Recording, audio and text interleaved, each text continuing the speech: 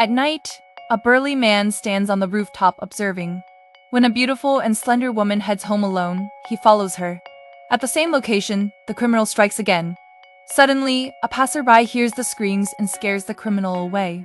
The woman is lucky to have survived but remains in a coma in the hospital. The witness says that he didn't see the criminal's face, but his feet seemed huge. The next day, the police expand the range of surveillance cameras in the entire community. Guk-do focuses on the unconscious victim and stays at the hospital to protect her. Bong-soon goes to visit the secretary whom she severely injured with her kick. The secretary is frightened and angrily drives her out of the ward. When she is frustrated, the light radiating from Guk-do warms her heart. It turns out that Bong-soon has been secretly in love with Guk-do since she was a child. While they are talking, a doctor enters the ward and injects an unknown liquid into the victim. Guk-do is so focused on reminding Bong-soon to be careful that he doesn't suspect anything else. Then he goes to the restroom and asks Bong-soon to stand guard at the door. However, no sooner does he leave than the victim convulses, with her heart rate skyrocketing.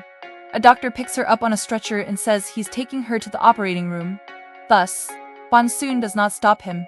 But 5 minutes later, the real doctor comes to do the rounds. Only then does Guk-do realize that the culprit had just passed him in front of the restroom. Despite notifying other police officers to seal off the hospital, the criminal has already changed his appearance.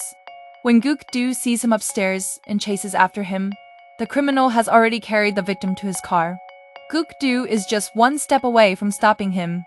Bong-soon blames herself very much. But at least she memorizes the criminal's voice. If she hears it next time, she'll be able to recognize it. Guk-do doesn't shift his anger onto her and comforts her, saying that it's his own fault for leaving his post, not hers. At this moment, the criminal takes the victim to a villa with many cages. This is what he has carefully prepared for his brides. In Guk-do's eyes, Bong-soon is a weak little girl.